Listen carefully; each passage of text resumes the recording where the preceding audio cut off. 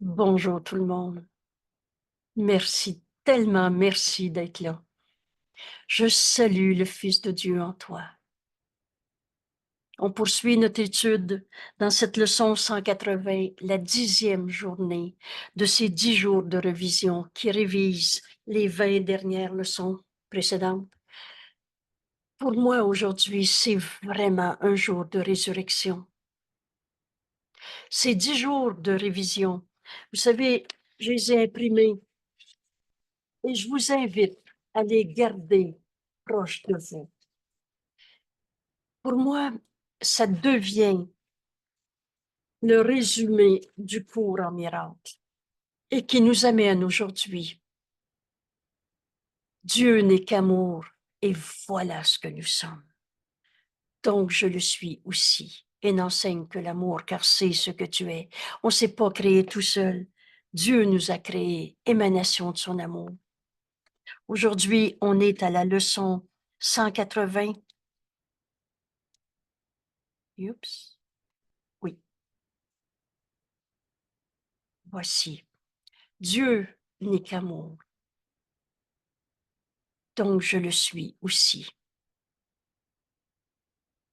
Et par la grâce, je vis. On vit parce que Dieu nous a créés, émanation de sa pensée d'amour. La grâce est un aspect de l'amour de Dieu. Et par la grâce, je suis délivré. C'est la fin de notre croyance en l'ego, en la culpabilité, en nos souffrances, en ta souffrance. Je vais prendre le temps de relire cette leçon au complet. Elle est trop précieuse. Dieu n'est qu'amour, donc je le suis aussi. Il n'y a aucune cruauté en Dieu. Il n'y a pas de mal en Dieu. Il n'y a pas de démon en Dieu, de tache, de péché originel. C'est complètement ridicule de dire ça. Alors, Dieu t'a créé pareil à lui-même. Il n'y en a donc pas en toi. Il n'y a pas de cruauté en Dieu. Il n'y a pas de mal en toi, de vieux démons, de cicatrices du passé, de haine ou de vieux péchés cachés. Ni aucune en toi.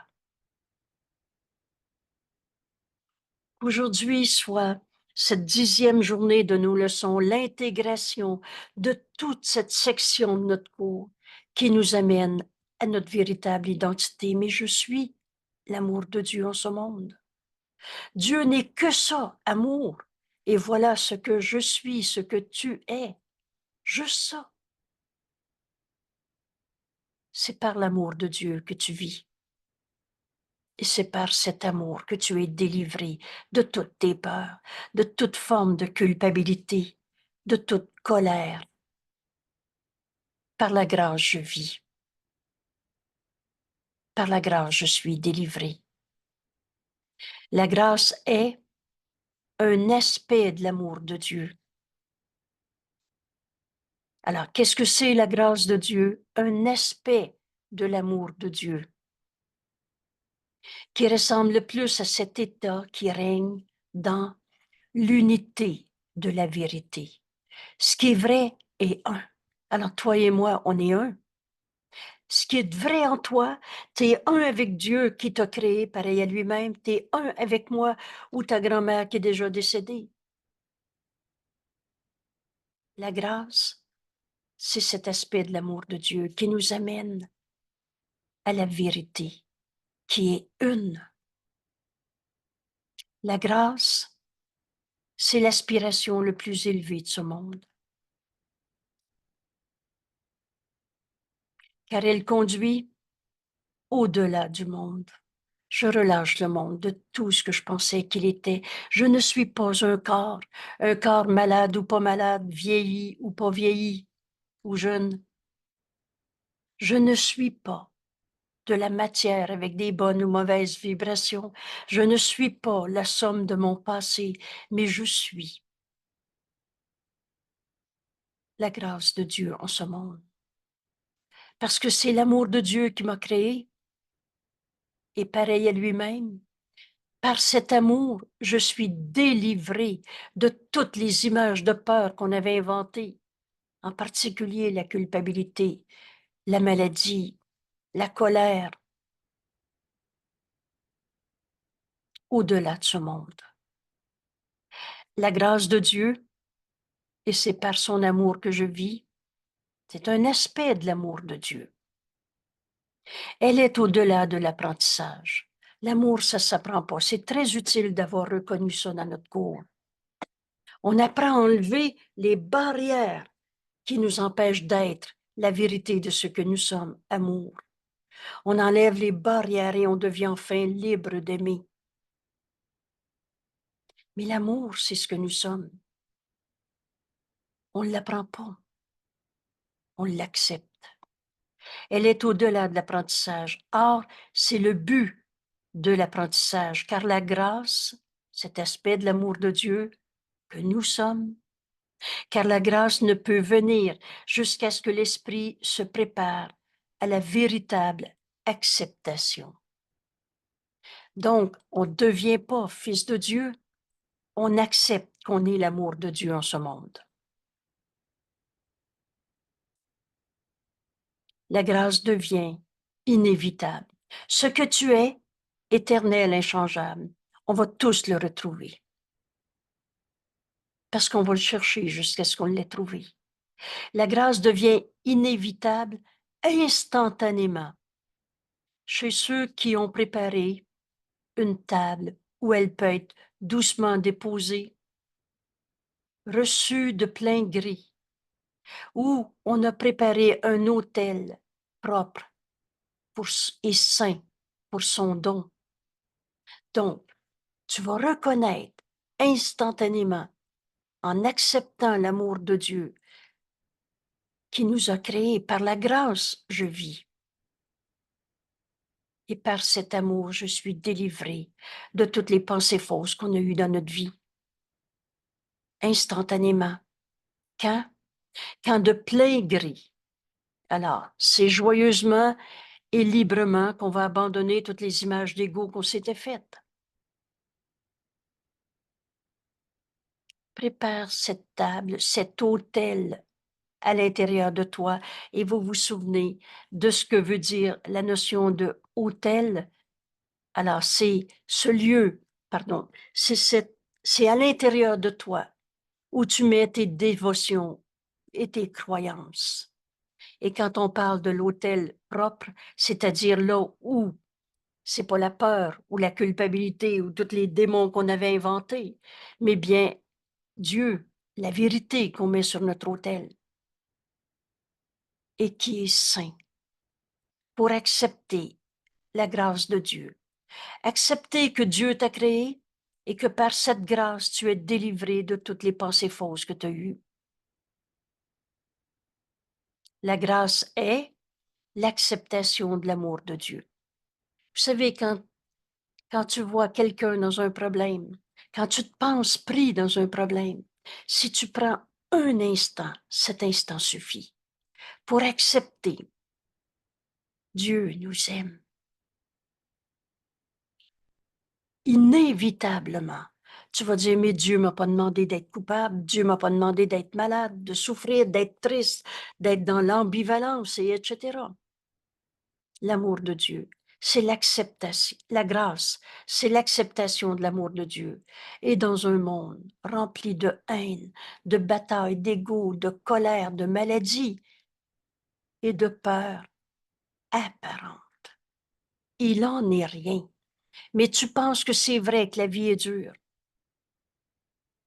Mais par la grâce, et par la grâce seulement, la haine et la peur disparaissent. Souvent, je répète ce que le Saint-Esprit me donne à répéter encore et encore. Ce cours ne prête pas à interprétation. Tu vis une peur, tu vis une haine, tu penses que tu es attaqué par l'autre ou tu attaques l'autre. Accepte pendant cet instant. Mais Dieu nous a créés. Par son amour, je vis. La grâce, c'est un aspect de l'amour de Dieu.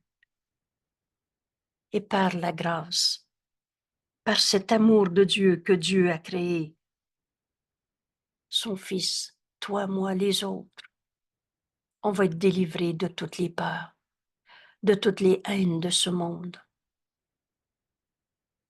Mon petit résumé qui revient souvent, on va aimer au lieu de condamner. Par la grâce seule, la haine, la peur disparaît, car la grâce présente un état tellement opposé à tout ce que ce monde contient que ceux dont l'esprit est éclairé par le don de la grâce ne peuvent pas croire que ce monde de peur est réel. Il y a juste la vérité qui est vraie. Tu n'es pas ta colère. Ce qui souffre en toi n'est pas toi. Alors on fait le chemin avec Jésus aujourd'hui. Dieu n'est qu'amour, donc je le suis aussi. Par la grâce, je vis.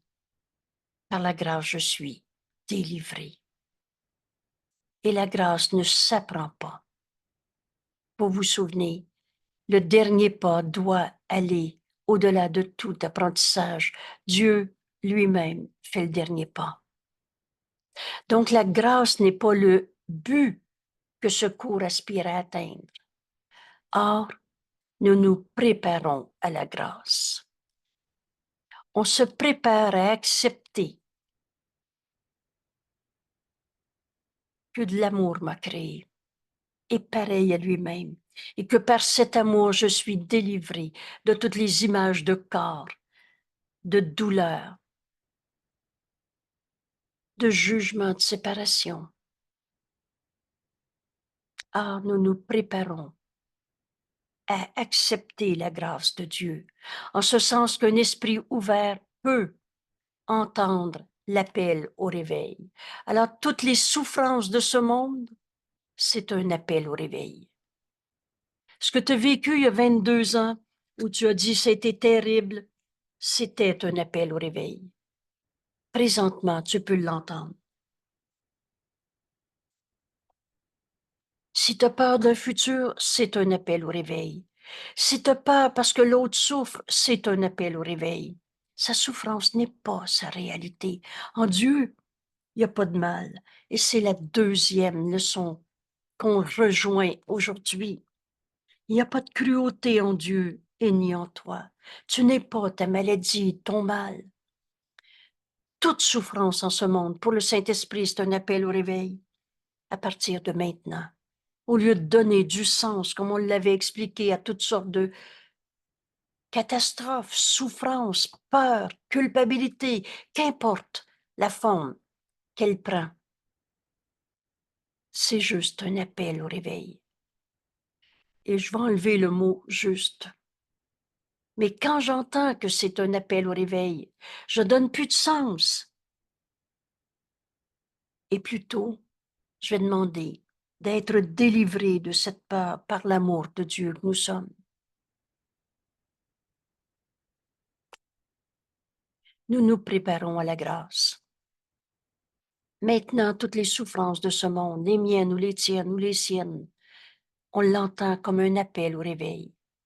Alors l'esprit n'est pas complètement fermé à la voix de Dieu. On entend le Saint-Esprit réinterpréter. Il a pris conscience, mon esprit a pris conscience qu'il y a des choses qu'il ne connaît pas. Et ça, c'est le premier pas à faire. Je sais pas. Rappelez-vous le texte sur euh, voyons, la vérité, le test de la vérité. La première chose, sache que tu sais pas. Alors, on va arrêter de dire, ah oui, ça veut dire que, c'est parce que, et là, faire un plan en conséquence. Mais, on restera pas avec je sais pas non plus. On va donc être capable d'ouvrir notre esprit pour entendre la voix de Dieu, réinterpréter cette situation qui est un appel au réveil, au lieu que moi je le juge et que je fasse un plan à ma manière, dans la peur, la culpabilité, la souffrance. Donc, nous nous préparons à accepter aujourd'hui la grâce de Dieu. Dans toutes circonstances souffrantes, Je ne sais pas. Par conséquent, notre esprit est prêt à accepter un état complètement différent de l'expérience avec laquelle il est familièrement comme chez lui. Vous savez, on a cru qu'on était dans un monde de souffrance. Il n'en est rien. Peut-être. Alors, on est prêt à accepter la grâce de Dieu en ce moment. On n'attend que soi-même. Et si le monde qu'on voit, la façon dont on regarde notre corps, son corps, ce qu'il a dit, ce qu'il n'a pas fait, tout ça va être vu à partir de la grâce de Dieu, parce que c'est par cette grâce qu'on est délivré de toutes nos souffrances. Et là, Jésus nous dit, nous avons peut-être, avons-nous paru contredire notre énoncé, voulant que la révélation du Père et du Fils ne faisant qu'un, toi et moi, on n'a jamais été séparés. Tu es un avec Dieu, je suis un avec Dieu et un avec toi.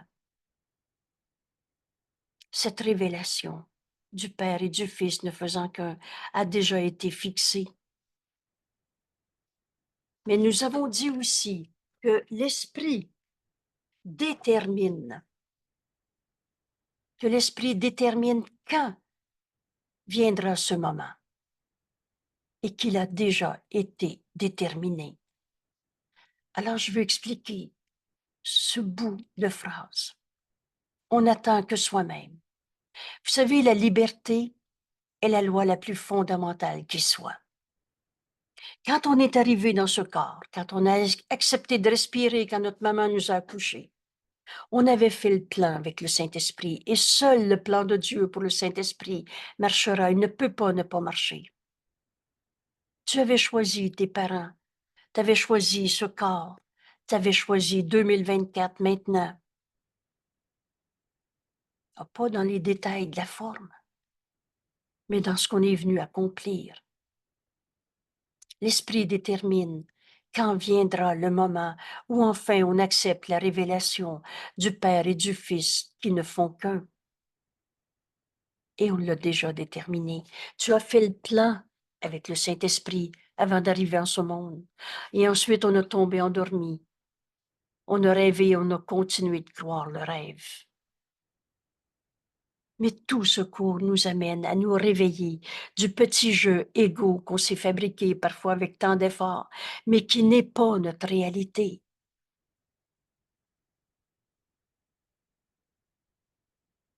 L'Esprit détermine quand viendra ce moment. Et le seul temps qui est réel, c'est maintenant. On n'attend que soi-même. Veux-tu encore jouer au péché? Ce jeu puéril de trouver des coupables? Transformer des erreurs en péché et finalement se condamner soi-même?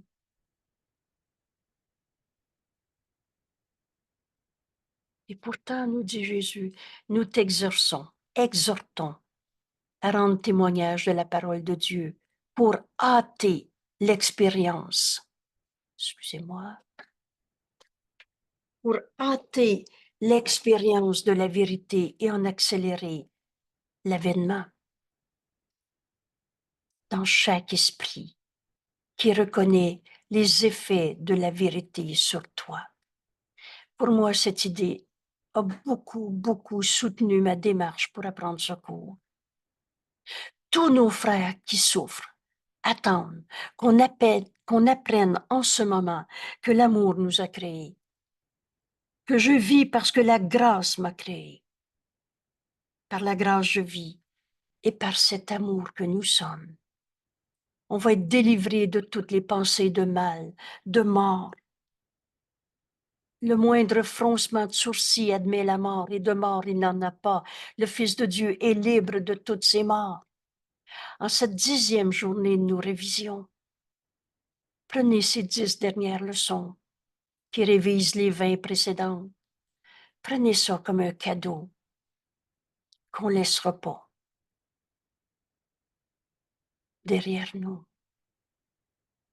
Comme dans J'ai tourné la page. accepte en cet instant que Dieu nous aime, que par la grâce je vis, que par cet amour je suis délivré. Et les effets de cette vérité sur toi vont appeler tous tes frères à sortir de leur rêve d'égo souffrant. Il y a une autre manière de voir ça. Vous le savez, sa phrase déclencheur de secours. On va faire l'expérience de la vérité en nous. Dieu n'est qu'amour. Et c'est ce que nous sommes. Et on va accélérer cet événement pour chacun de nos frères qui nous sont envoyés, dans chaque esprit qui reconnaît les effets de la vérité sur toi.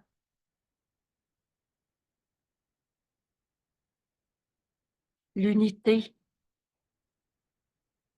j'ai jamais été séparé de toi, est simplement l'idée que Dieu est. Il y a juste la vérité qui est vraie. Et cette vérité, elle est unité. C'est tellement précieux d'avoir compris ça. Parce que ça veut dire que toi et moi n'ont jamais été séparés. Je ne me joindrai pas à ta colère, à ta souffrance. Je vais me joindre à toi, dans la vérité de ce que tu es, comme Dieu t'a créé. L'unité, toi et moi n'ont jamais été séparés, est simplement que j'arrête de penser que je me suis créé tout seul, que Dieu est ma source, que Dieu nous aime, et par la grâce je vis, et par la grâce je suis délivré. Et dans son être, Dieu est. C'est ça la vérité. Tout ce qui est Dieu. Le réel, l'éternel, il reste ton rêve. Et dans son être, Dieu, il embrasse toutes choses. Toi, tu es en Dieu en ce moment, moi aussi. Aucun esprit ne contient autre chose que cette vérité. Dieu est et c'est ce que nous sommes. On a fini de rêver d'un petit jeu égaux pour raconter nos souffrances, en faire sa marque de commerce, en faire sa religion, quand Jésus nous a dit, tu as fait de la culpabilité ta religion, ton salut. Notre salut, c'est Dieu. Notre vérité, c'est Dieu. Par la grâce, je vis. Et par la grâce, je suis délivré. Dans l'être de Dieu, Dieu embrasse toutes choses. Et toi, moi, ou qui que ce soit à sa terre, aucun esprit ne contient autre chose que Dieu. Nous disons, Dieu est.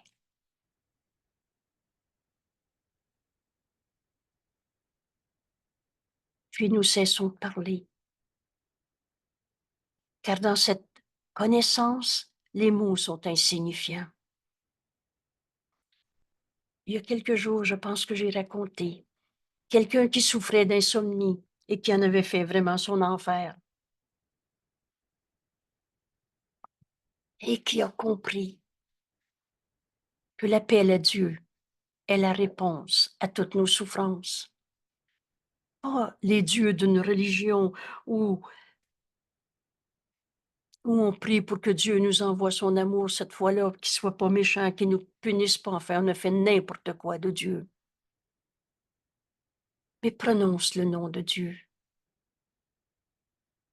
Dieu.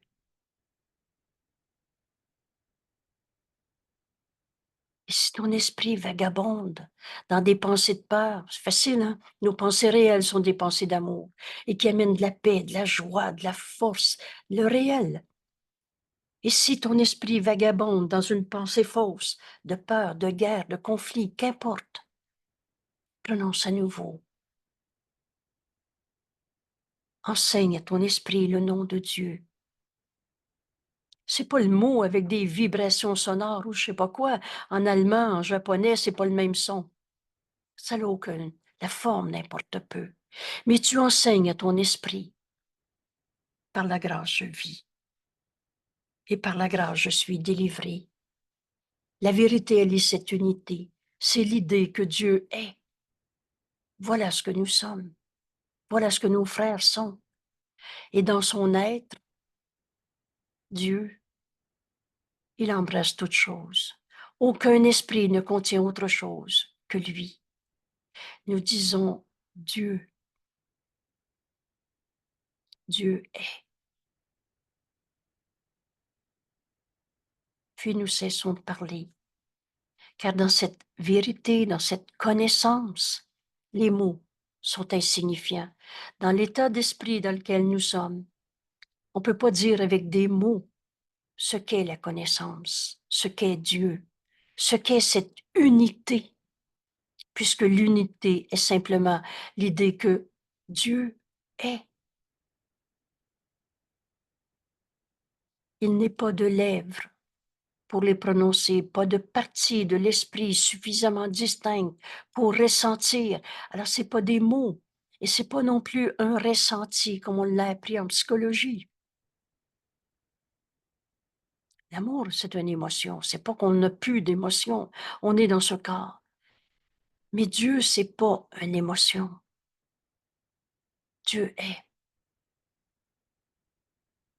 Au-delà des mots, au-delà d'un ressenti, qu'il est maintenant conscient de quelque chose qui n'est pas lui-même. Alors, c'est pas l'ego qui a un grand frisson. Il s'est uni à sa source. Dieu est. Et nous sommes un avec Dieu. Et comme sa source même, alors, il est simplement. Il est tel que Dieu nous a créés. Nous ne pouvons ni parler, ni écrire à ce sujet, ni même y penser du tout. C'est pas de la visualisation. Cela vient à chaque esprit. Quand la reconnaissance totale de ce que sa volonté est celle de Dieu. Et cela a été complètement donné et complètement reçu. Donc, on a ici une clé qui rouvre une porte dans notre esprit. La journée où tu prends cette décision, alors maintenant je sais, j'accepte, je reconnais. Maintenant, ma volonté est celle de Dieu. J'en ai pas d'autre. Ma volonté est celle de Dieu. C'est la même. Alors, comment je connais la volonté de Dieu dans cette relation, dans cette situation, dans cette perception de mon corps, de ma relation sociale avec quelqu'un, quelque chose, n'importe, tout le temps. Alors j'écoute, parce que Dieu nous a donné sa voix en nous, qu'on nomme le Saint-Esprit. Comment la volonté de Dieu m'est révélée? Parce qu'elle a besoin de m'être révélée. On avait inventé toutes sortes d'images de jeux quelconques. La volonté de Dieu est ma volonté. Parle-moi, Père, j'écoute. Alors, quand cette volonté, ceci vient à chaque esprit, quand la reconnaissance totale, pas un peu, puis demain on verra pour le reste, pas j'accepte la volonté de Dieu, mais ça, par exemple, faut pas que ça soit comme ça. Quand la reconnaissance totale de ce que sa volonté, ma volonté du Fils de Dieu que je suis, est celle de Dieu, quand elle a été complètement donnée et complètement reçue. Vous savez maintenant que donner et recevoir ne font qu'un simultanément. Donc, je reçois de la voix de Dieu en moi, quoi dire, quoi faire, à qui, quand, où, comment, tout le temps, et je donne à mon frère ce que le Saint-Esprit vient de me donner à donner. Alors, quand je donne complètement à mon frère la volonté de Dieu qui est la mienne, je l'ai enfin complètement reçue. Et on ne se discutera pas de l'histoire de la poule et de l'œuf. C'est en donnant que je reçois, et je ne peux pas donner ce que je n'ai pas accepté. Donc, je reçois la parole de Dieu, je la donne, et en la donnant, je sais que je l'ai acceptée. Cela ramène l'esprit à l'infiniment présent, à cette mémoire du Saint-Esprit. La mémoire, on avait pensé que c'était en relation avec le passé, mais le passé n'est pas là. Mais le Saint-Esprit se rappelle pour nous de l'infini présent, c'est-à-dire ce qui est vrai, éternellement vrai, qui a toujours été vrai et qui sera toujours vrai. Cela ramène notre esprit à l'infini présent, où le passé et le futur sont inconcevables. Alors en ce moment, on peut accepter la volonté de Dieu, aussi bien pour un événement du passé que pour ce qui va se passer dans 22 ans. La volonté de Dieu est ma volonté. Parle-moi, Père, j'écoute. Si je regarde ma relation avec mon conjoint, quelle est la volonté de Dieu pour moi? Je reçois la pensée que le Saint-Esprit me donne à donner. Et quand je donne à mon mari la pensée que le Saint-Esprit me donne, je comprends que je l'ai enfin pour moi-même. Si tu dis à quelqu'un, si tu savais comment Dieu t'aime, tu n'hésiterais pas à te pardonner ta souffrance, ta colère, ton sentiment d'injustement traité, etc. Et quand tu offres cette pensée à ton frère, la première fois, on en fait un sursaut. On est tellement habitué à ne pas avoir dans l'ombre. Jésus nous dit, la première fois que tu regardes dans la lumière, des fois, tu sautes pas de joie. Tu fais, ah! Et là, tu te rends compte que c'est par toi-même que tu as pardonné toutes les idées de tristesse, de colère, de séparation, de n'importe quoi qu'on avait inventé. La volonté de Dieu est ma volonté.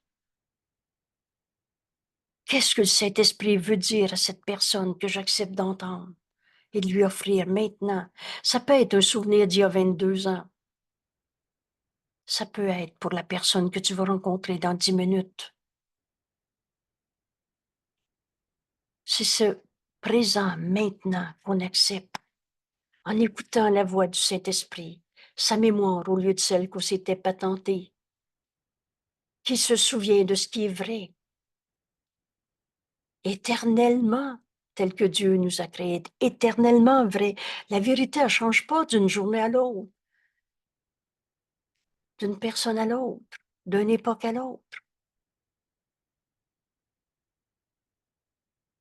La volonté de Dieu est la mienne. On écoute le Saint-Esprit.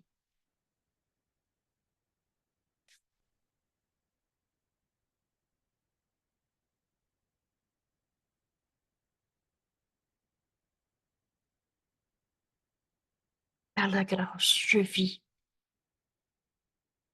Par la grâce, je suis délivré de toutes les peurs du passé ou du futur.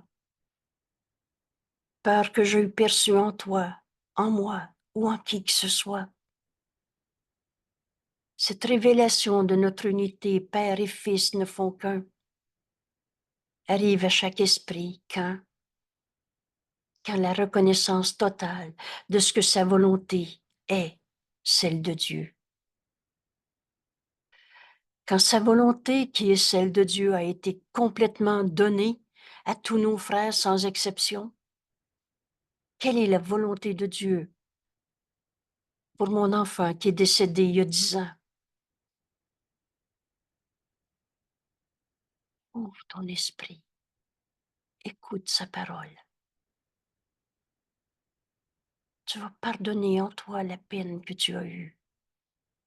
Parce que la volonté de Dieu, et c'est ça notre leçon qui est conjointe aujourd'hui, il n'y a pas de cruauté en Dieu et ni en toi. Il n'y a pas de peine en Dieu, de perte, il n'y a pas de mort en Dieu et toutes ces formes de mort souvent non reconnues. La peine, c'est accepter la mort au lieu de notre réalité. Je vis par l'amour de Dieu qui m'a créé et je suis cet amour. Alors, au lieu d'avoir de la peine pour mon enfant qui est décédé il y a 10 ans, je vais l'aimer librement. Et je vais dire ici, complètement.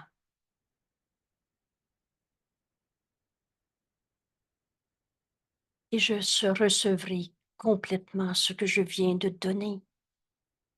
On vient de pardonner cette forme de mort, parce que la mort nie la vérité, nie qu'on vit comme Dieu vit. La peine, c'est de vouloir tuer le Fils de Dieu qui ne peut pas mourir. C'est donc de vouloir tuer Dieu et tu ne peux pas. Mais en cet instant, dans notre leçon, notre 10e de ce groupe de leçons, où on apprend Dieu n'est qu'amour. Il m'a jamais volé mon enfant ou jamais il m'a demandé d'avoir de la peine, cette forme de mort. Il donne la vie, pas la mort. Et par cette vie, et la vie qui est en moi, c'est par la grâce de Dieu. Et par cette grâce, je suis délivrée de ma peine que j'ai projetée sur un enfant décédé, sur à cause d'eux, puis trouver des coupables, et finalement se sentir coupable. Ma volonté est celle de Dieu. Et quand je donne cette volonté, qu'est-ce que le Saint-Esprit veut dire à mon enfant décédé? Qu'est-ce que le Saint-Esprit veut dire à mon conjoint, à ma collègue de travail, au président des États-Unis? C'est toujours la même forme. Il y a juste la vérité qui est vraie. Et cette vérité, c'est que nous sommes la volonté de Dieu en ce monde. Le plan de Dieu dans l'ensemble, on ne peut pas le connaître. Mais on peut connaître ce qu'on a à faire aujourd'hui, par exemple. La volonté de Dieu est celle. Ma volonté est celle de Dieu. Et quand je reçois complètement la parole du Saint-Esprit en moi qui me montre la volonté de Dieu dans cette relation, circonstance, événement, et que je donne à mon frère cette vision du Christ, alors je la reçois. Et cela ramène nos esprits dans l'infini présent où il n'y a pas de passé et de futur. Et cela est au-delà du salut. Au-delà de ce qu'on est venu accomplir dans ce monde individuellement. C'est au-delà du temps, passer toute notion de temps, même au-delà du pardon qui est le moyen par lequel on accomplit la volonté de Dieu qui est la nôtre, au lieu de souffrir de tous ces événements, toutes ces relations, et même au-delà de la sainte face du Christ. Et ça, c'est impressionnant. La volonté de Dieu nous amène à la vérité, excusez-moi, accepter oui, que la volonté de Dieu est la mienne, nous amène au-delà de ce monde, de cette matière, de cette fonction, le pardon. Et même au-delà, Jésus va nous dire, la sainte face du Christ qu'on voit nos frères, même cette face, même cette image va disparaître. Alors, le Fils de Dieu a simplement disparu en son Père, comme son Père en lui. L'unité du Père et du Fils dépasse tout ce qu'on est capable de concevoir en ce monde. Le monde n'a jamais été du tout. On n'a jamais été ce corps. Je n'ai pas dit qu'on n'avait pas de corps, mais ce corps ne signifie plus rien et il va être obéissant, la projection de nos esprits qui enfin acceptent par la grâce je vis et par la grâce je suis délivré de toutes les images de corps qu'on s'était faites.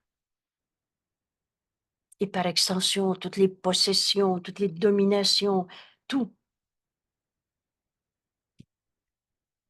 Par la grâce je vis, pur esprit je suis, Dieu n'est qu'amour, donc voilà ce que nous sommes, un avec notre Père. Ce monde n'est pas notre réalité, n'a jamais été du tout. Alors l'éternité reste un état constant. Nous sommes comme Dieu nous a créés, éternellement comme Dieu nous a créés, et il n'y a jamais rien qui change la vérité. Cela est au-delà de l'expérience que nous essayons d'hâter. Or, le pardon, le moyen est le pardon.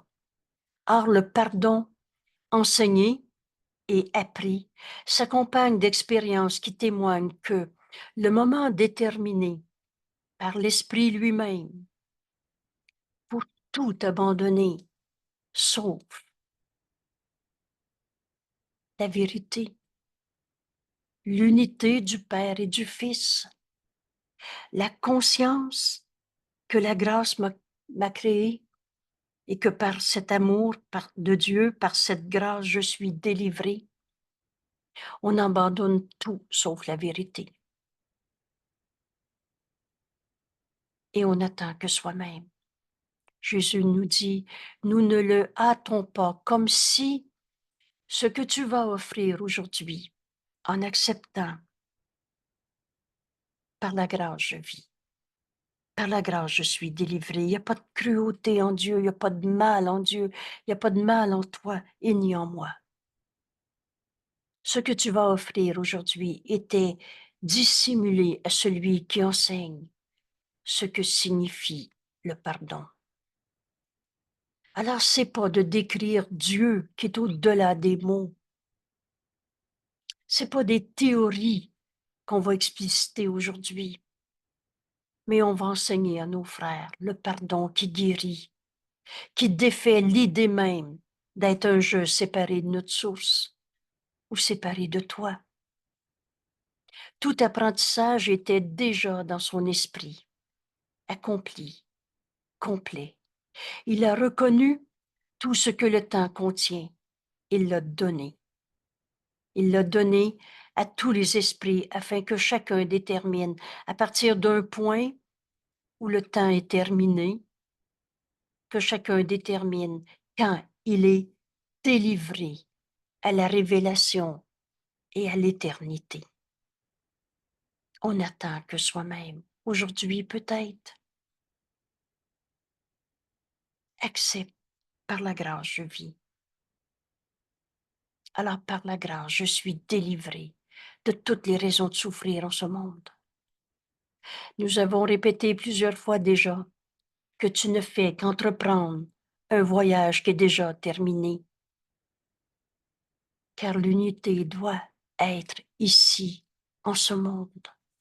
Dieu, c'est pas après la mort. Rappelez-vous, c'est par le réveil qu'on quitte ce monde, c'est pas par la mort. L'unité du Père et du Fils ne font qu'un. Tu es un en Dieu et moi aussi. Donc, toi et moi, on n'a jamais été séparés. Cette unité doit être ici, dans notre vie de tous les jours, maintenant.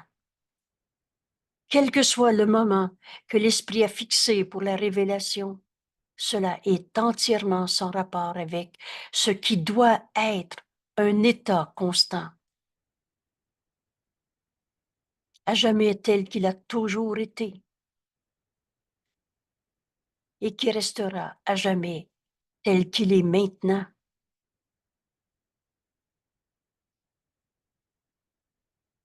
Comment on arrive à cet état constant qui a toujours été vrai? Jésus ne pose jamais d'énigmes dans ce monde, dans ce cours. Alors comment on arrive à cet état? Nous jouons simplement le rôle assigné il y a longtemps et pleinement reconnu comme parfaitement rempli par celui qui a écrit le scénario du salut. Le Saint-Esprit a eu comme fonction de défaire cette folle et minuscule idée de séparation.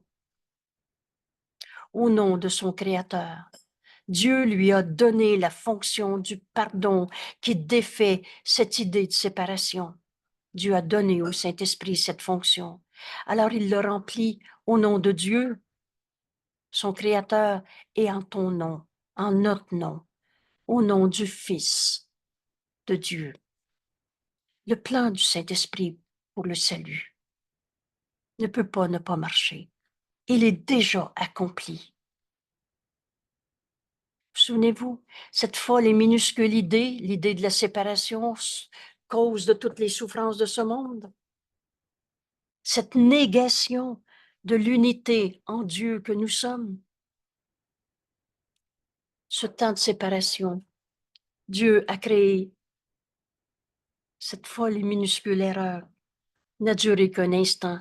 Dieu a créé le Saint-Esprit, sa voix en nous pour défaire cette idée. Et il le fait.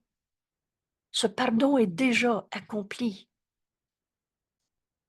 Et là, Jésus nous dit, il n'est pas besoin de clarifier davantage ce que nul au monde ne peut comprendre.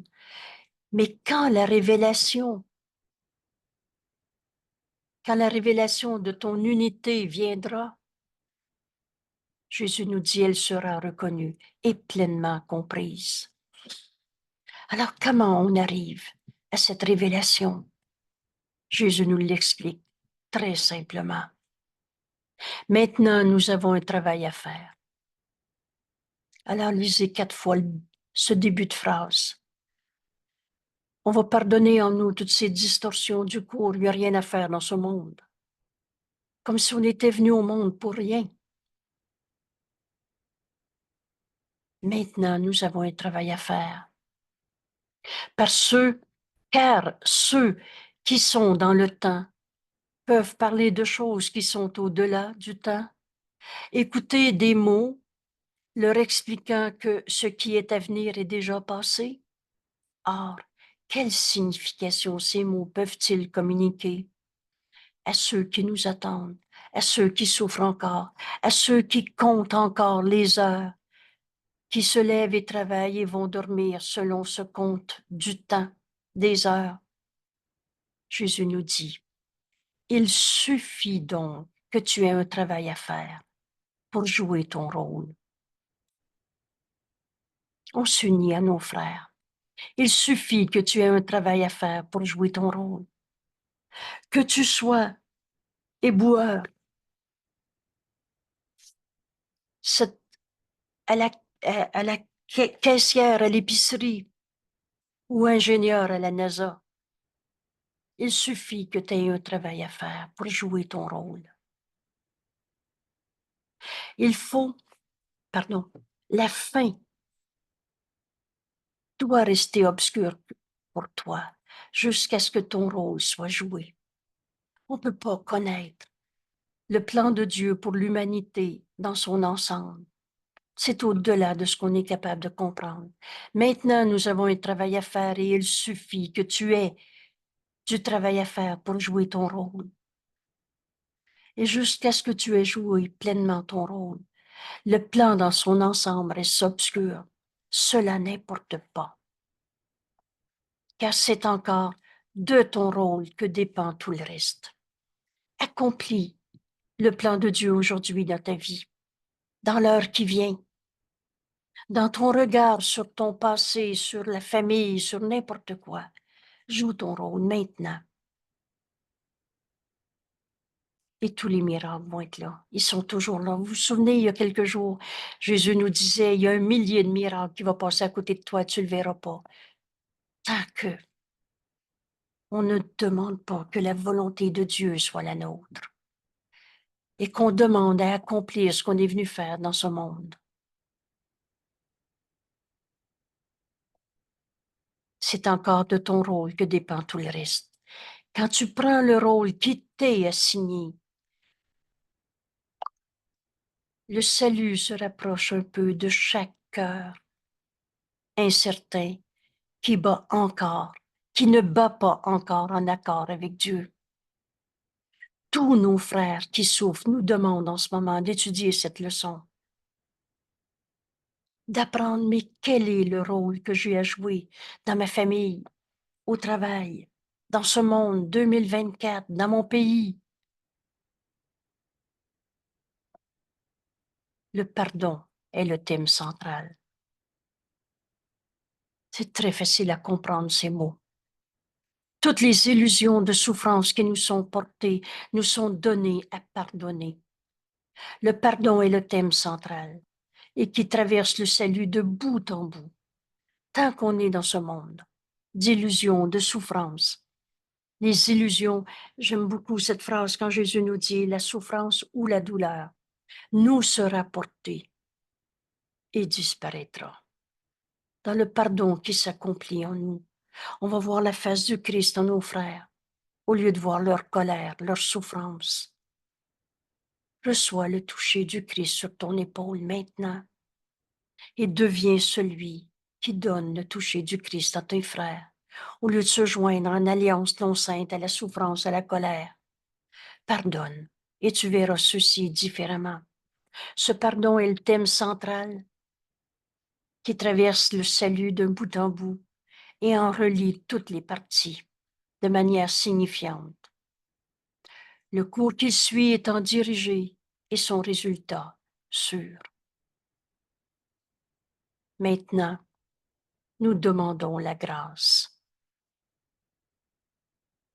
La grâce qui est un aspect de l'amour de Dieu qui nous amène au salut, qui nous amène à l'unité de la vérité.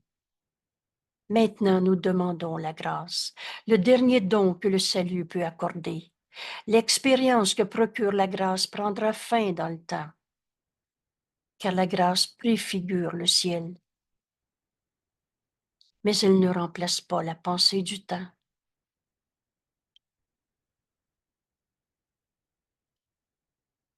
Excusez-moi, j'ai mal lu. Mais la grâce préfigure le ciel, mais elle ne remplace la pensée du temps que pour un petit moment. Mais cet instant suffit. Cet intervalle suffit. Pendant cet instant, tu as pardonné en toi. Disons, je vais prendre l'exemple, la colère du conjoint. C'est plus sa colère, les mots qu'il prononce, c'est plus tu ne prends pas ton frère pour son corps, ce qu'il a dit, fait ou pas fait. Tu pardonnes en toi les illusions. Et tout à coup, tu vois la face du Christ en ton frère et même cette image va disparaître. Tu vas aller au-delà. Par la grâce, je vis. Par cet aspect de l'amour de Dieu qui nous amène à l'unité de la vérité, au salut. Tu es un avec ton frère. Tu t'unis pas à sa colère. Tu fais pas ce contre quoi tu te défends. Quand tu défends, c'est que tu l'as déjà condamné. Mais tu vas au-delà de ces formes de mort, parce que de mort, il n'y en a pas. Parce que le Fils de Dieu est libre de toutes ces formes de mort. Tu t'es uni par l'amour de Dieu que nous sommes, à la vérité de ce qu'il est, au-delà de toutes les formes de corps et de tout ce que le corps peut projeter. C'est pas le corps qui projette, c'est mon esprit qui utilise le corps pour projeter des idées vraies ou fausses. Et maintenant, nous demandons la grâce. Pendant un instant, et cet intervalle suffit, cet instant suffit. Tu vois la vérité au-delà de la forme de son corps, de sa colère. Tu vois l'amour de Dieu qu'il est. Tu vois que Dieu l'aime. Et tu vois que tu es cet amour. Puis tu reconnais ça en toi parce que tu as vu au-delà de sa colère l'amour de Dieu qu'il est. Il y a juste la vérité qui est vraie. Cet intervalle, cet instant suffit. Vous vous souvenez quand Jésus nous dit, et la vérité te sera révélée. Au début, comme dans de courts éclairs, mais tu sais que c'est vrai. Et ces éclairs, ces courts instants, on va les vivre de plus en plus souvent. C'est d'offrir à notre frère de voir la vérité au-delà des illusions. Cet intervalle suffit et c'est ici que les miracles sont déposés. Tu ne seras plus attaqué par l'erreur de ton frère et tu n'en feras plus un péché pour le garder enchaîné à la culpabilité et ainsi t'enchaîner toi-même. C'est ainsi que les miracles sont debout. C'est ici, dans cet intervalle, où nous demandons la grâce. Par la grâce, je vis. Alors, par la grâce, je suis délivré de toutes les peurs. Cet intervalle suffit. C'est ici que les miracles sont déposés pour être retournés par toi, toi qui viens de vivre cet instant de vérité, d'amour. Retournés par toi de ces instants saints, et cet intervalle suffit que tu reçois par la grâce, par l'amour de Dieu que nous sommes, par la grâce de ton expérience. Tu vas retourner cet instant saint à ton frère, vers tous ceux qui voient la lumière qui lui est encore sur ton visage. Après cet instant, tu vas gérer le problème. Disons que dans sa colère, il y a une chaise de renversée. Tout doucement, tu vas replacer la chaise. Pas en vengeance, en bataille. T'es le pas fin, moi je vais être le fin. Mais tu vas garder cette vision de l'amour de Dieu que nous sommes, de l'amour de Dieu qu'il est. Alors cette lumière va continuer de luire sur ton visage et de ta paix, tu appelles tous tes frères à se joindre à ta paix. Qu'est-ce que la face du Christ, sinon celle de celui qui est allé un instant dans l'intemporel, dans ce que la grâce nous permet de voir, et en a rapporté un clair reflet de l'unité. Oubliez jamais que Dieu c'est un, que nous sommes un avec le Père, et qu'on va retrouver cette unité qu'il a ressentie un instant afin de bénir le monde. Comment pourrais-tu finalement l'atteindre pour toujours, alors qu'une partie de toi reste à l'extérieur, qui ne connaît pas, qui ne s'est pas éveillé et qui a besoin de toi comme témoin de la vérité? Deviens le témoin de l'amour de Dieu, en acceptant que Dieu t'a créé, que la grâce t'a créé, et que par cette grâce tu es délivré de tous tes rêves de peur, de péché, de culpabilité. Deviens le témoin que Dieu nous aime. Et ton visage va refléter cette paix. Peux-tu vivre cette paix en gardant un seul de tes frères séparés, alors qu'une partie de toi, ton frère, reste celui que tu perçois comme une colère, comme une souffrance, une maladie? On va voir la vérité à nos frères. Sois reconnaissant de retourner dans ce monde de matière, de relations humaines, comme tu étais heureux d'en partir un instant. Cet éclair de lumière, et accepte le don que la grâce t'a procuré. Accepte d'être guéri de toutes tes peurs. Vous vous souvenez bien que guérir, c'est accepter d'être guéri. Dans le message de la semaine qui s'en vient, et ceux qui n'ont pas notre communication hebdomadaire, où on prend un des textes qui explique une partie de nos leçons. Dans la leçon de cette semaine, on va entendre Jésus nous exhorter à guérir. C'est rare que je dis ce mot. Je dis toujours nous invite. Mais aujourd'hui, par cette 10e journée de nos révisions, par la grâce je vis. Par la grâce je suis délivré. Il n'y a pas de mal en Dieu, il n'y a pas de cruauté en Dieu, il n'y en a pas en toi non plus, ni en moi.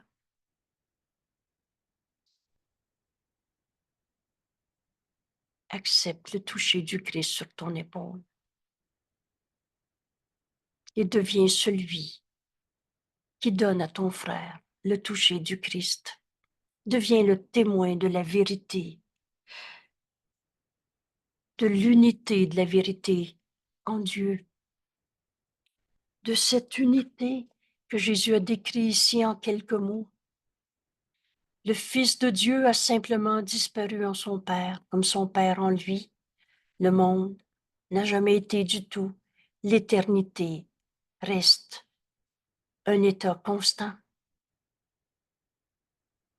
Deviens le témoin de cette vérité auprès de ton frère qui pense encore que sa colère ou sa souffrance est sa réalité. C'est à toi que tu les rapportes. Ces dons de grâce qui te sont donnés à donner, c'est à toi que tu les rapportes. On est un seul soi et la révélation n'est pas loin derrière. Sa venue est assurée. Nous demandons la grâce et l'expérience qui vient de la grâce. On retrouve enfin, en pardonnant, la vérité au-delà de toutes les illusions. Nous faisons bon accueil à la délivrance qu'elle offre à chacun. Parce que tu ne peux pas garder un seul de tes frères. Vous savez, dans ces phrases, il n'est pas assez évolué. Il ne veut rien savoir.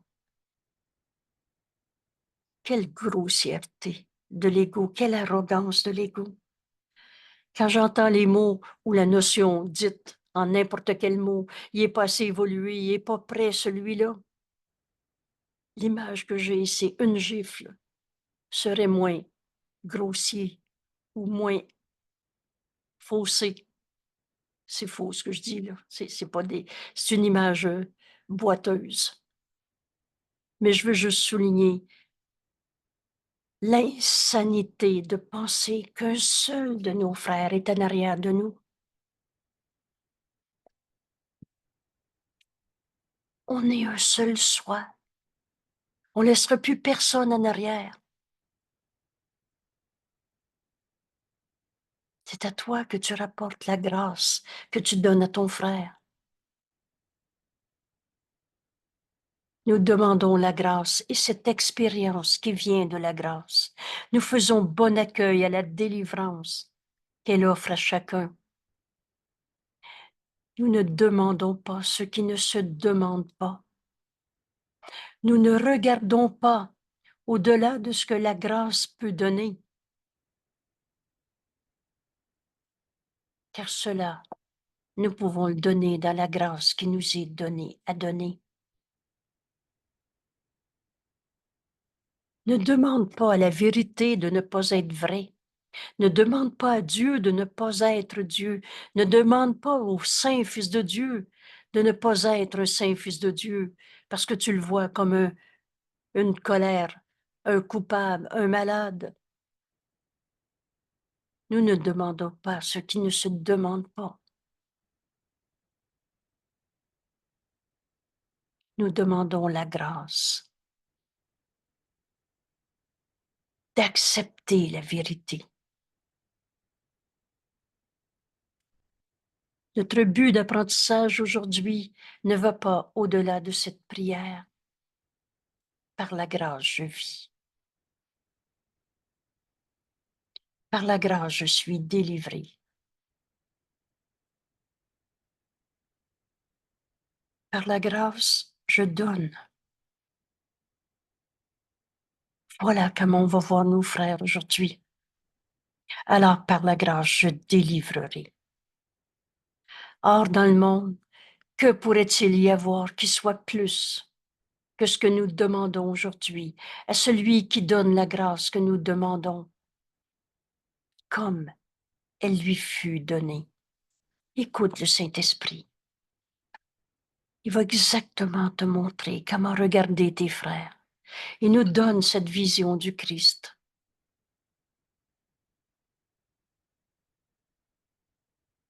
Dieu n'est qu'amour, donc je le suis aussi. On prend ici quelques petites minutes pour entraîner notre esprit à écouter celui à qui nous demandons la grâce. Si tu lui demandes, écoute donc sa réponse. Le Saint-Esprit nous parle continuellement. Peux-tu l'écouter? Aujourd'hui, nous demandons à celui qui donne la grâce que nous demandons, et comme elle lui fut donnée.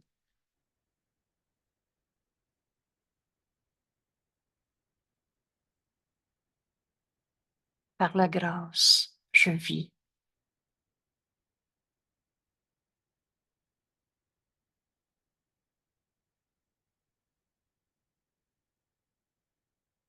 Par la grâce, je suis délivré.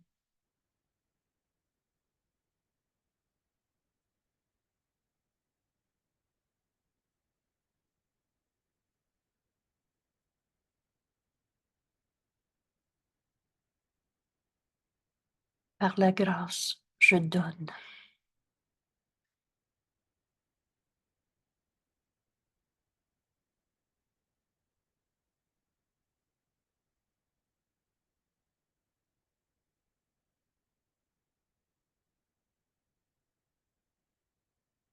Par la grâce, je délivrerai.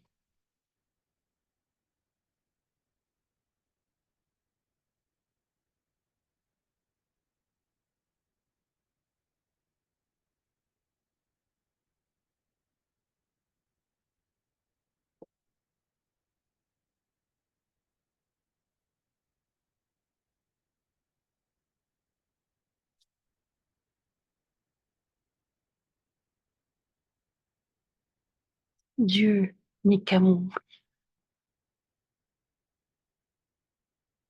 donc je le suis aussi. Il n'y a aucune cruauté en Dieu et ni aucune en moi.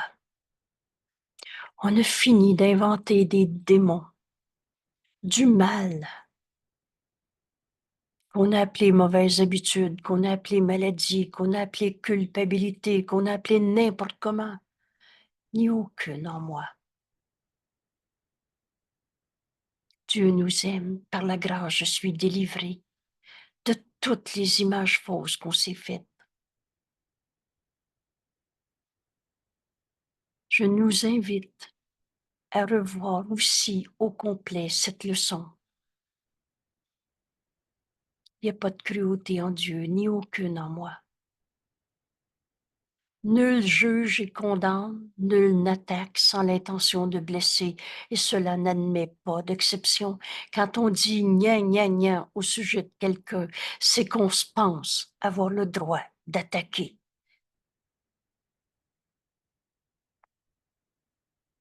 Et quand tu penses que tu attaques en légitime défense, tu veux juste dire qu'être cruel est une protection, parce que si tu l'attaques, ça va te faire du bien. Et que tu es en sécurité à cause de ta cruauté. Mon Dieu, que c'est fou le système de pensée de l'ego. Tu veux dire que tu crois que blesser quelqu'un d'autre va t'apporter une liberté. Moi, le raconter ce qu'il m'a dit. Tu penses que condamner un frère à être un coupable de ta souffrance, ça va t'apporter du bien-être, une libération. Tu veux dire qu'attaquer, c'est échanger l'état dans lequel tu es contre quelque chose de mieux, plus sûr, à l'abri d'une dangereuse invasion et de la peur. Et Jésus nous dit, mon Dieu, que c'est fou. Ça, c'est mon expression. Comme elle est complètement insane, l'idée de juger, condamner, attaquer quelqu'un, c'est se défendre de la peur. En fait, elle engendre la peur. C'est ton jugement de condamnation qui fait que le gnagnan de ce monde te fait peur. Car ici, la peur est engendrée en jugeant, condamnant et nourrie de sang pour qu'elle grandisse, s'enfle, se déchaîne. Et c'est ainsi que la peur est protégée, en continuant de raconter le jugement de condamnation que tu portes sur quelqu'un. Tu protèges ta peur. Il n'y a personne qui a été guéri de la colère en racontant sa colère. C'est ainsi que la peur est protégée. Mais ce n'est pas ainsi que tu t'en échappes. Et aujourd'hui, nous apprenons une leçon qui peut t'épargner plus de retard et d'inutiles misères que tu peux l'imaginer. Et voici cette leçon. Tu fais ce contre quoi tu te défends. Il est en colère, ça te met en colère. Il t'a volé. Tu veux que les autres le sachent. Tu veux que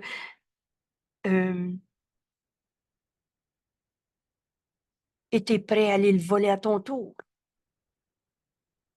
Tu l'attaques parce que tu penses que ça va te faire du bien. Mais Jésus nous rappelle, par la grâce, je suis délivré de toutes les pensées d'attaque. Il n'y a pas de mal en toi, il n'y a pas de cruauté en Dieu parce qu'il n'y en a pas en toi. Ta légitime défense est jamais justifiée, la colère est jamais justifiée. C'est parce que tu as condamné tes frères que tu te sens attaqué. Ou tu aurais pu donner cette situation au Saint-Esprit, comme tu peux le faire maintenant. Et il va te montrer une autre manière de voir. Et au lieu de te penser attaqué, tu vas pardonner les illusions de ce monde. Par la grâce, je suis délivré. Alors, on veut cette délivrance ou on continue de condamner et de faire ce contre quoi tu te défends et par ta propre défense à son encontre, cela est réel et sans issue. Si tu es attaqué, nul est en sécurité qui a un ennemi. Jésus nous montre le chemin et nous dit dépose les armes. Cette épée que tu tiens au-dessus de ta gorge. Dis pas un seul mot pour commencer.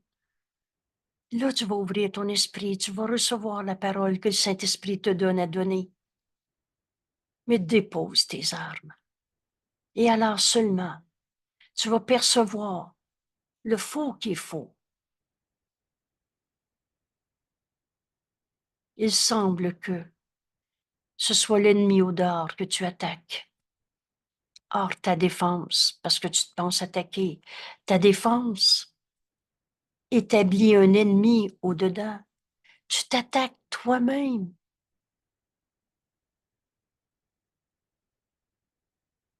Tu penses que tu es vulnérable, blessé, coupable.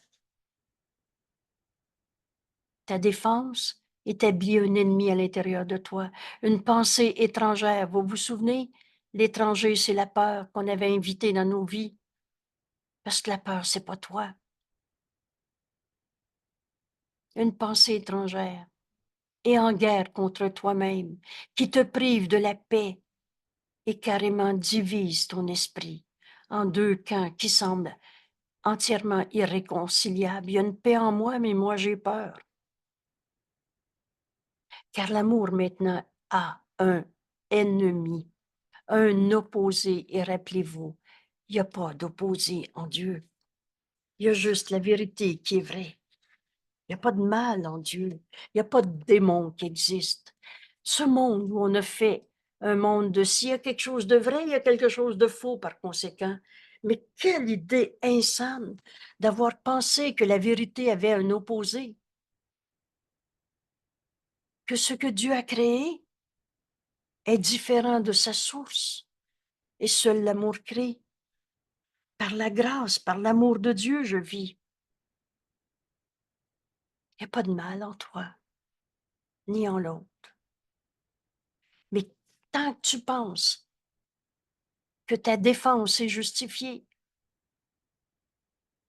tu fais ce contre quoi tu te défends.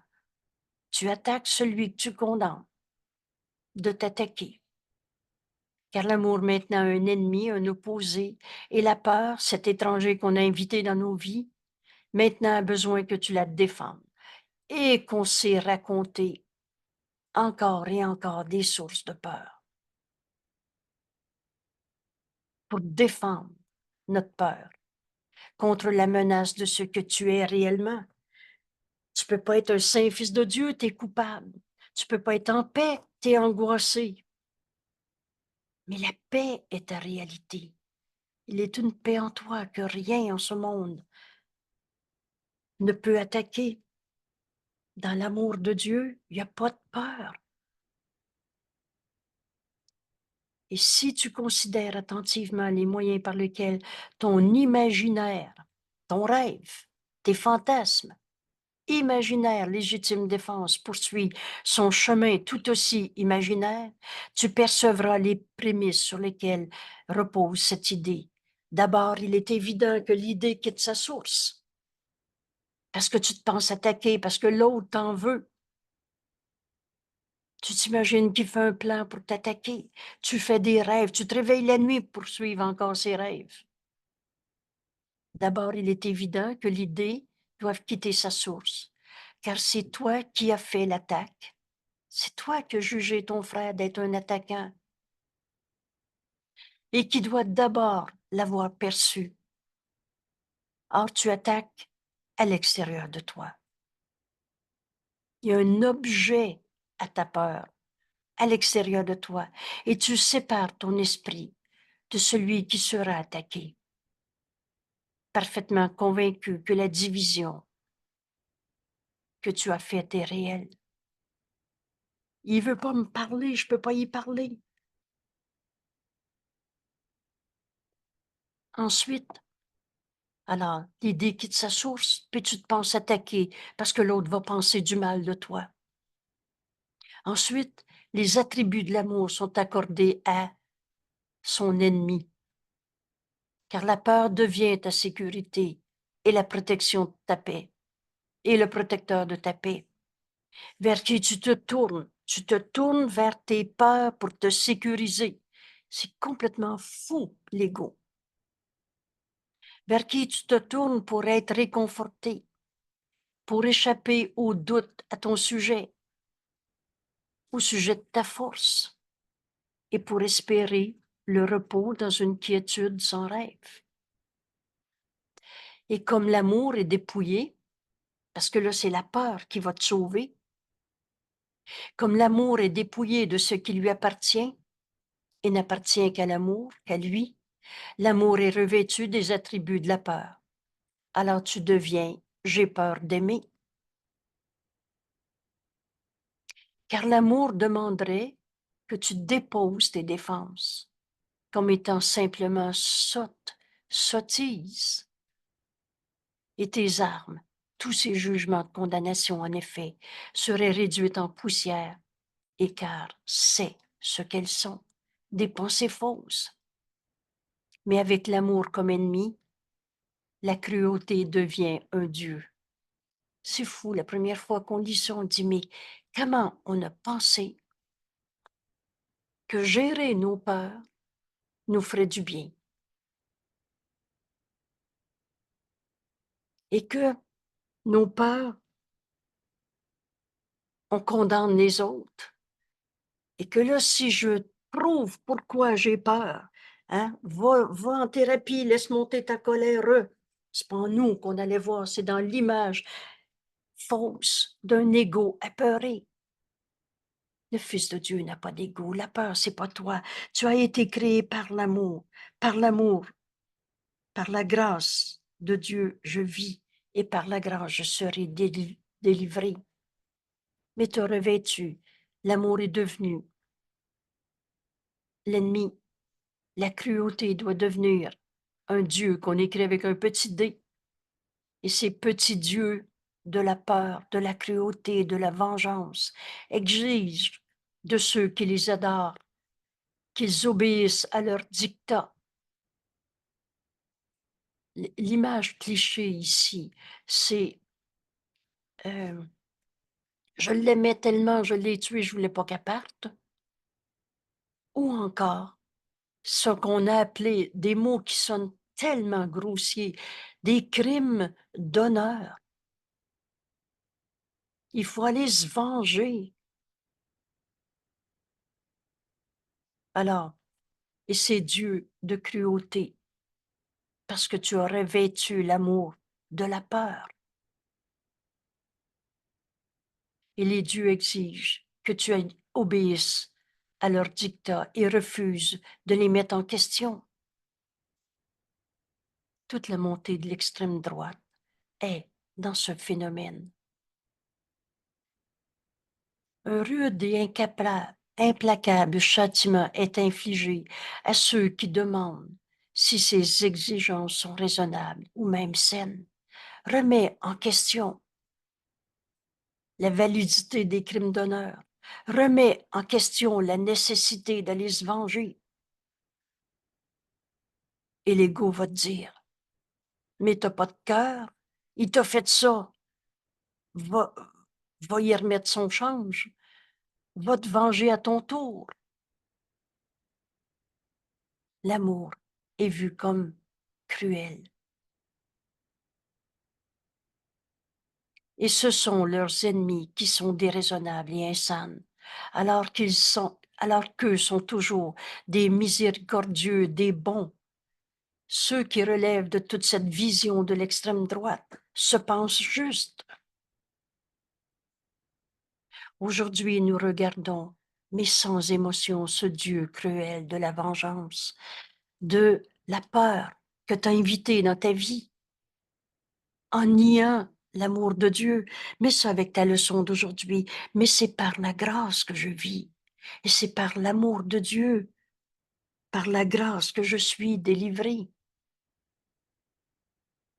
Et nous remarquons que bien qu'il ait les lèvres tachées de sang et que les flammes semblent jaillir de lui, tous ces dieux cruels ne sont faits que de pierre, poussière.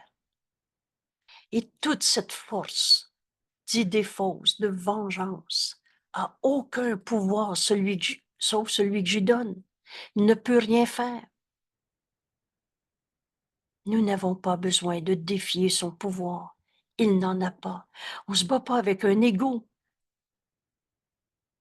Le Fils de Dieu n'a pas d'ego. Je me bats pas contre la colère de mon mari. Il n'est pas sa colère. Je vais le délivrer de toutes ces images fausses, de Dieu cruel, de vengeance. Et ceux qui voient en lui leur sécurité n'ont pas de gardien, pas de force à laquelle faire appel en danger, pas de puissants guerriers qui se battent pour eux. La peur n'est pas ta réalité. Tu te sers de la peur pour te protéger, tu vas te sentir en danger et tu n'auras pas de gardien de ta sécurité. Ce moment peut être terrible, nous dit Jésus, mais ce peut être aussi le moment, maintenant, de ta délivrance d'un esclavage abject. N'enseigne que l'amour, car c'est ce que tu es. C'est l'amour de Dieu qui nous a créés. Et Dieu n'est qu'amour et c'est ce que nous sommes. Veux-tu encore inviter la peur dans ta vie? Tu peux en cet instant, ou tu peux te raconter tes peurs une fois de plus et penser que tu vas jamais t'en sortir. Mais c'est aussi le moment de ta délivrance. Maintenant, tu fais un choix, debout, devant cette idole, cette peur que tu as invitée dans ta vie, et la voyant exactement pour ce qu'elle est, une idée fausse. Il en est rien. Par la grâce je vis, par la grâce je suis délivré. La peur m'a jamais servi à quelque chose.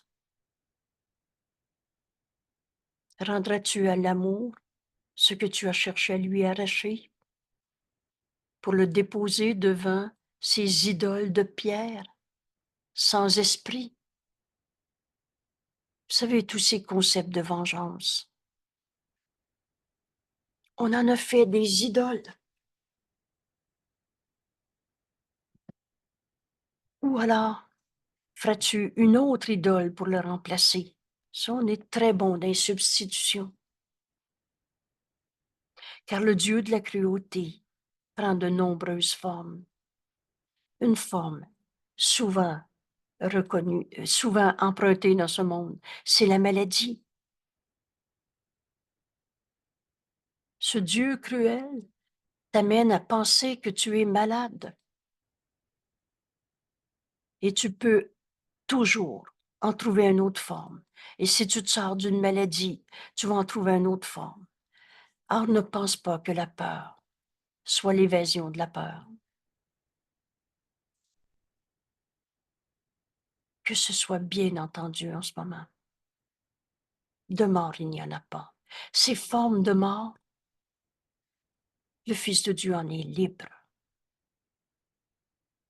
Et si tu essaies de faire encore d'autres substitutions, ça ne t'amènera pas dans cette évasion de la peur. Rappelons-nous que ce que le texte a souligné à propos des obstacles à la paix. Excusez-moi. Le dernier obstacle est le plus dur à croire, qu'il n'est rien, est un semblant d'obstacle ayant l'apparence d'un bloc solide, impénétrable. Il semble que le monde n'est qu'une somme de problèmes, apeurants, insurmontables. Ce dernier obstacle, c'est la peur de Dieu lui-même. C'est la peur d'accepter que Dieu nous aime. Ça peut-tu être assez fou, l'ego? Voici la prémisse fondamentale qui intronise comme un petit Dieu la pensée de peur, jusqu'à dire peur de Dieu, car la peur est aimée de ceux qui l'adorent. On adore raconter nos colères. Excusez-moi. Je vais laisser sonner. Okay. C'est que mon mari va aller répondre. Excusez-moi. Car la peur est aimée de ceux qui l'adorent. L'amour semble maintenant être investi de cruauté. Voilà ce dernier obstacle qui est devant nous pour ne pas accepter notre délivrance de toutes les peurs de ce monde. La peur de Dieu, où on a intronisé la peur en un Dieu qu'on adore, qu'on aime, qu'on raconte, et où l'amour semble maintenant être investi de cruauté. D'où vient la croyance totalement folle, insane, en des dieux de vengeance? L'amour n'a pas confondu ses attributs avec ceux de la peur. Or, les adorateurs de la peur doivent percevoir leur propre confusion dans l'ennemi de la peur et sa cruauté comme faisant maintenant partie de l'amour. Et qu'est-ce qui devient plus apeurant maintenant que l'amour de Dieu? Que d'accepter cette leçon aujourd'hui où on joint Dieu n'est qu'amour, donc je le suis. Par la grâce je vis, par la grâce je suis délivré. Pose-toi la question en ce moment, je veux-tu encore avoir peur de l'amour de Dieu? Parce que ceux qui se racontent encore leur angoisse doivent penser que c'est terrible d'accepter que nos peurs ne sont pas nos réalités, que nous sommes que amour. L'erreur a besoin d'être reconnue pour être abandonnée. Et aujourd'hui, veux-tu encore jouer au péché, à la peur, au coupable, au malade? Dans cet état d'esprit où on a intronisé la peur à la place de l'amour, le sang semble être sur ses lèvres. Alors Dieu va nous punir parce qu'on est des coupables. Le feu vient de lui. Il est terrible, par-dessus tout, inconcevablement cruel. Mon Dieu m'a volé mon enfant qui est décédé, abattant tous ceux qui le reconnaissent pour leur Dieu. Alors on s'est fait des religions de peur de Dieu. On s'est fait des dieux impossibles à atteindre, peut-être après la mort, et surtout, t'es coupable, tu n'iras pas au ciel. Le choix que tu fais aujourd'hui est certain. Veux-tu encore garder ta peur de Dieu, introniser ta peur comme étant ta réalité, ton Dieu que t'adores encore? Car tu regardes pour la dernière fois ce bout de pierre taillée que tu as fait, ce Dieu de la peur. Et tu ne l'appelles plus Dieu. On va reconnaître qu'à chaque fois qu'on a dit « je me sens angoissé », c'est pas notre réalité. Tu ne l'appelles plus ton idole, que tu veux prouver que c'est vrai encore. Tu as atteint cet endroit autrefois, mais tu avais choisi que ce Dieu cruel de la peur reste encore avec toi, sous une forme encore différente. Ainsi la peur de Dieu est-elle revenue avec toi, mais cette fois, mais maintenant, cette fois, cette peur de Dieu, tu la laisses derrière toi. Là où elle est, dans un rêve de séparation insignifiant, dans un système de pensée qu'on a appelé l'ego, qui n'est pas toi. On avait invité à peur dans nos vies. Mais maintenant, avec notre ami Jésus, Dieu n'est qu'amour, donc je le suis aussi, donc mon frère l'est aussi. Et c'est par la grâce que je vis, et par la grâce je suis délivré. Il n'y a pas de mal qui soit réel. Il n'y a pas de mal en moi, il n'y a pas de mal en toi. Il n'y a pas de cruauté en Dieu, il n'y en a pas en toi. Cette fois, tu laisses la peur derrière toi. Et tu retournes à un monde nouveau. Ce monde que je vois avec des yeux qui pardonnent toutes les peurs qu'on s'est faites. Allégé de ce fardeau qui n'est pas vu par ses yeux aveugles, l'ego voit rien. Mais par la vision du Christ, par la vision que ton choix t'a rendue, tu décides de tout donner au Saint-Esprit, de le laisser en juger pour toi et d'utiliser la vision du Christ qu'il te donne. Il te donne à donner. Maintenant, tes yeux appartiennent au Christ et il regarde par eux.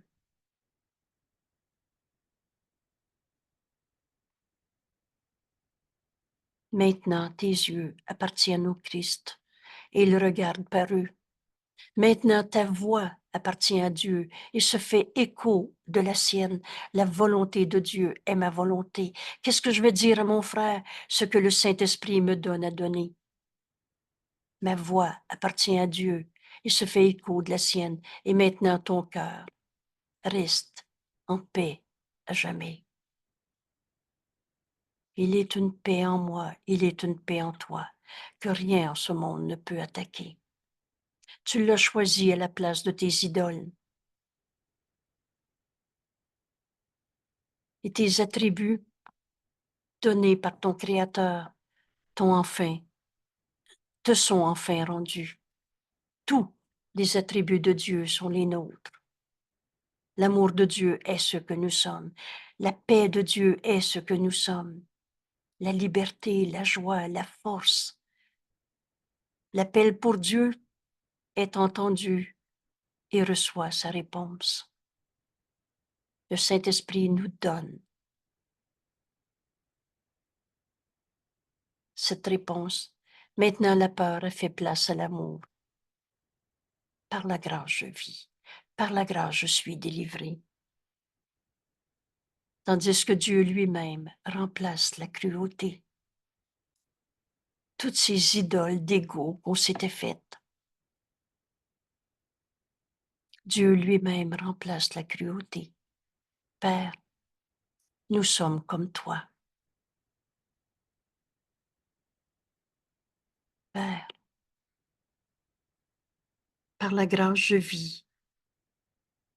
La grâce, cet aspect de Dieu qui nous amène enfin à la vérité de l'unité. Père, nous sommes comme toi. Aucune cruauté, aucun mal, aucun défaut de fabrication ne demeure en nous, car il n'y en a aucune en toi. Ta paix est la nôtre. Et nous bénissons le monde de ce que nous avons reçu de toi seul. Les dons de Dieu nous sont enfin rendus à notre conscience. Ils étaient là, mais on adorait des idoles de peur, des idoles d'ego qu'on s'était fabriquées. Nous choisissons à nouveau et faisons ce choix pour tous nos frères. On est un seul esprit, connaissant qu'ils ne font qu'un avec nous.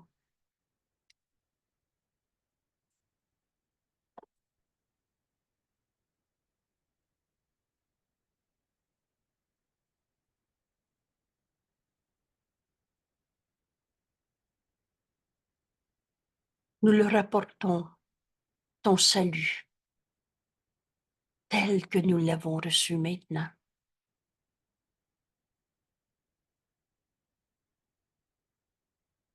Et nous rendons grâce d'eux. Merci, Père, pour ton Saint-Fils qui m'est envoyé. C'est le Christ en lui que je reconnais enfin le soi qu'on partage, au-delà de toutes ces peurs de ce monde. Et nous rendons grâce d'eux qui nous rendent complets. On reconnaît enfin notre unité en voyant la sainteté en nos frères. En eux, nous voyons ta gloire comme tu l'as créée. En mon frère, en eux, nous trouvons notre paix. Vois la vérité au-delà de toutes tes peurs. Nous sommes saints parce que ta sainteté nous a rendus libres et nous rendons grâce. Par la grâce je vis, par la grâce je suis délivré. Je vais prendre le temps de relire cette prière et on va prendre 2, 3 petites minutes pour entendre en cet instant le Saint-Esprit nous enseigner. Et Dieu n'est qu'amour, donc je le suis aussi. Par la grâce je vis, par la grâce je suis délivré. Il n'y a pas de mal en Dieu, il n'y a pas de cruauté en Dieu, il n'y en a pas en moi, ni en toi, mon frère. Père, nous sommes comme toi. Aucune cruauté ne demeure en nous, car il n'y en a aucune en toi. Ta paix est la nôtre. Nous bénissons le monde de ce que nous avons reçu de toi seul.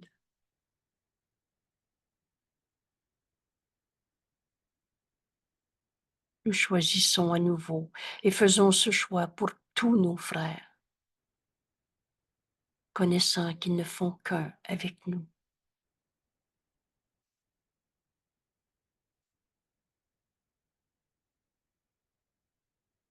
Nous leur apportons ton salut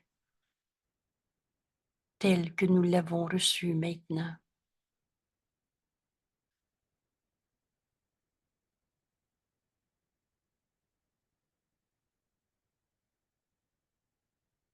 Nous rendons grâce d'eux,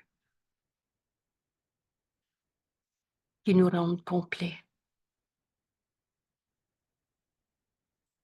En eux, nous voyons ta gloire. En eux, nous trouvons notre paix.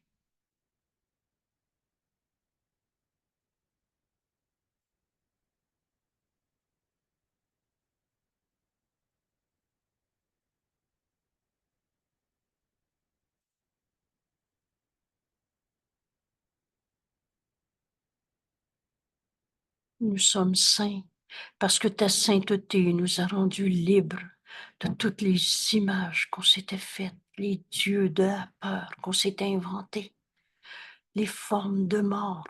Et de mort, il n'y en a pas. Le Fils de Dieu est libre. Nous rendons grâce.